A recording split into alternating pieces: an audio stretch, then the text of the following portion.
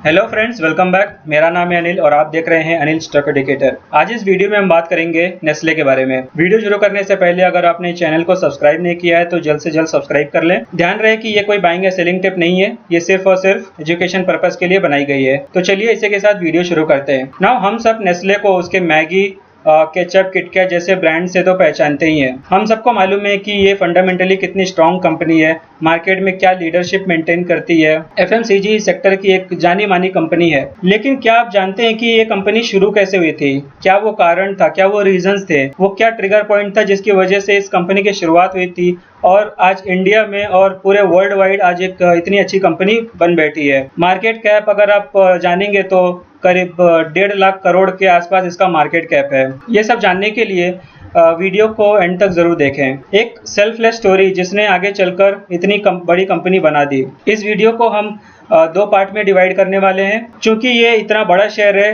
Currently 16,000 रुपए का एक शेयर है इस कंपनी का, तो इतने बड़े शेयर में पैसा लगाने से पहले हमें एंड टू एंड पता होना चाहिए। तो आज हम फर्स्ट वीडियो में जानेंगे कंपनी का बैकग्राउंड और दूसरे पार्ट के वीडियो में हम जानेंगे कि कंपनी का फंडामेंटल्स क्या है, कुछ रेशियोज के बारे में डिस्कस करेंगे, शेयर होल्डिंग पैटर्न और फाइनेंशियल रेशियोज और फाइनेंशियल्स देखेंगे हम कंपनी के। तो चलिए शुरू करते हैं और जानते हैं कि स्क्रैच से ये कंपनी कैसे बनी। एक पावर पॉइंट स्लाइड्स बनाकर रखे हैं मैंने, जहां पर नेस्ले का और नेस्ले इंडिया का ब्रीफ मैंने लिखा हुआ है और इसी के साथ साथ हम डिस्कस करेंगे कि ये कंपनी शुरू कैसे हुई थी। दोस्तों ये बात 1867 की है। शुरुआत होती है 1867 से, जब स्विट्जरलैंड के हेनरी नेस्ले, जो प्रोफेशन से एक फार्मासिस्ट थे, उन्हें एक्सपेरिमेंट करना बहुत पसंद था। उनकी खुद की एक लेबोरेटरी भी थी। उस समय mortality rate, infant mortality rate बहुत ज़्यादा था।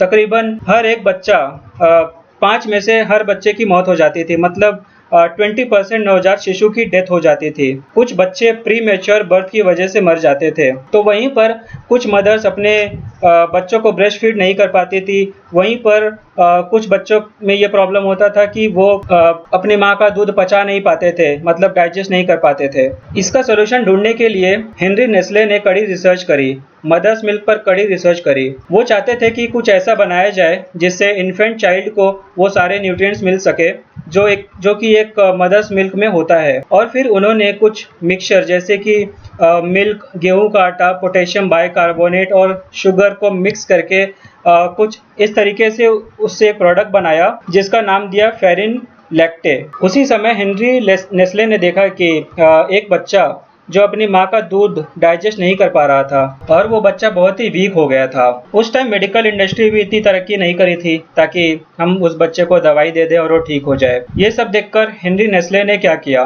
उन्होंने जो वो प्रोडक्ट बनाया था फेरिन लैक्टे, उसे एकदम डाइल्यूट करके उस बच्चे को पिला दिया और फिर उन्होंने ये कुछ दिन रिपीट किया। सेम फेरिन लैक्टे उस बच्चे को पिलाते गए। उन्होंने जो रिजल्ट देखा वो काफ़ी इनकरेजिंग था।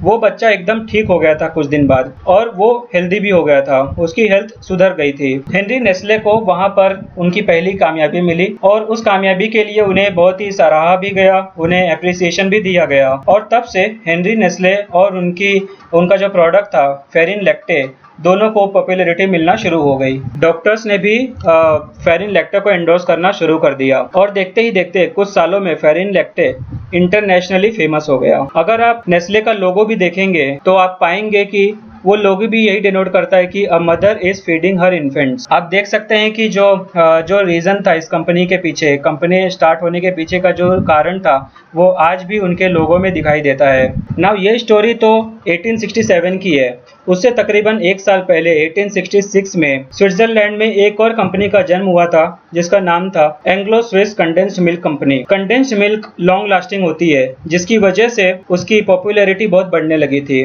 उसी वक्त अमेरिकन सिविल वॉर चल रहा था, तो उस वक्त इस कंपनी ने क्या किया, ये कंपनी अमेरिका में अपने प्रोडक्ट्स एक्सपोर्ट करके बहुत पैसे कमाई और बहुत सारी पॉपुलैरिटी गेन करी। नाउ आप देख सकते हैं कि ये जो दूसरी कंपनी है Anglo Swiss condensed milk company, ये भी मिल्क इंडस्ट्री में ही काम करने लगे। तो ये दोनों कंपनी, नेस्ले और स्विस एंग्लो कंडेंस्ड कंपनी, ये मोर और लेस सेम ही तरीके के प्रोडक्ट्स बनाने लगी और तकरीबन 1904 तक ये एक दूसरे से कम्पीट करते रहे। लेकिन 1905 आते ही नेस्ले और Anglo Swiss condensed milk company का मर्जर हो गया और एक रिजल्टेंट कंपनी बनी कंपनी जिसका नाम बना Nestle Anglo Swiss condensed milk company. इसी की वजह से अगर आप नेस्ले इंडिया का जो प्रमोटर देखते हैं वो हमें दिखाई देता है Nestle S A.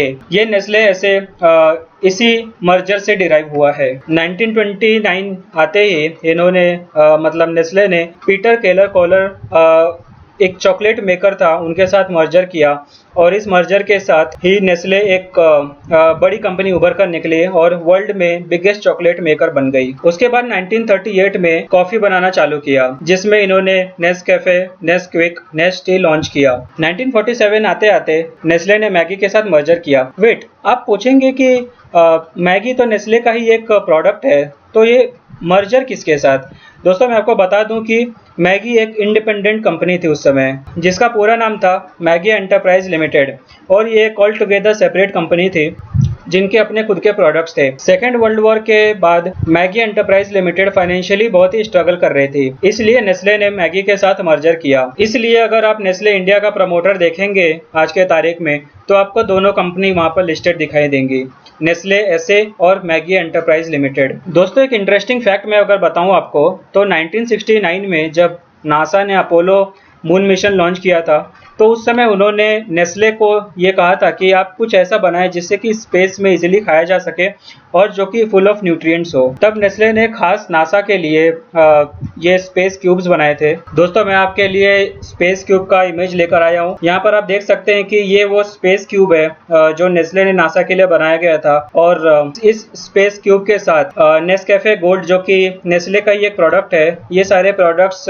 Apollo 11 moon mission में स्पेस में लेकर गया था ताकि वहां पर एस्ट्रोनॉट्स को एनर्जी दी जा सके। तो दोस्तों इसी के साथ पता चलता है कि नेस्ले ऐसी कोई छोटी मोटी कंपनी नहीं है, ये कभी कुछ सालों पहले की कंपनी नहीं है और एक बहुत ही रिच हिस्ट्री रहा है इस कंपनी का। वर्ल्ड वॉर 1, वर्ल्ड वॉर 2 ये सारे फेजेस देखे हैं इस कंपनी ने और सारे फेजेस से उभर कर आई है ये कंपनी। नेस्ले ने अपना बिजनेस मॉडल और अपने प्रोडक्ट्स को डाइवर्सिफाई करने के लिए 1979 में आप देख सकते हैं कि लॉरियल में 49% का स्टेक खरीदा था। इसके साथ ही साथ एक आई केयर कंपनी में भी इन्वेस्टमेंट किया था जिसका नाम था एल्कॉन, जिस इन्वेस्टमेंट को उन्होंने 2010 में बेच दिया। दोस्तों नेस्ले कंपनी के लिए हमेशा ही सब कुछ अच्छा नहीं रहा है। वर्ल्ड वॉर 1 और वर्ल्ड वॉर 2 मैंने आपको बताया कि वहाँ उस समय भी नेस्ले को किस तरीके से प्रॉब्लम झेलने पड़े थे। इसके बाद 1977 में लो इनकम कंट्रीज के कुछ एक्टिविस्ट ने, कुछ एनजीओज ने इनके खिलाफ मूवमेंट छेड़ दिया था, मतलब कि मुहिम छेड़ दी थी जहां पर उन्होंने कहा था कि इनकी मार्केटिंग स्ट्रेटेजीज इतनी अच्छी नहीं है। उनकी मार्केटिंग स्ट्रेटेजीज ये दिखाती है कि मतलब कि वो मदर्स मिल्क को प्रमोट नहीं करती हैं, तो ऐसा एनजीओज ने कहा था। उसके साथ ही साथ 2015 का इंसिडेंट जो आपको मालूम है कि इंडिया में मैगी को किस तरीके से बैन कर दिया गया था, उस बैन को नेस्ले ने फाइट किया और उससे उभर कर निकले। अगर हम नेस्ले ग्लोबल कंपनी मतलब नेस्ले एसए की भी बात कर ले और नेस्ले इंडिया की बात कर लें तो हमें यह दिखता है कि आज भी इतने मुश्किलों के बाद भी ये कंपनी इस ग्रोथ पाथ पर खड़ी है। इसमें कोई दो राय नहीं है कि इंडिया में रिटेल इन्वेस्टर्स के लिए एफएमसीजी सेक्टर में नेस्ले कितना इंपॉर्टेंट नाम है और नेस्ले रिटेल इन्वेस्टर्स के लिए एक चहेती कंपनी है आज भी। अपने प्रोडक्ट सेगमेंट को एक्सपांड करने के लिए 1986 में इन्होंने नेस्प्रेसो कॉफ़ी मशीन स्टार्ट करी, मतलब कि इन्होंने नेस्प्रेसो कॉफ़ी मशीन बनाया।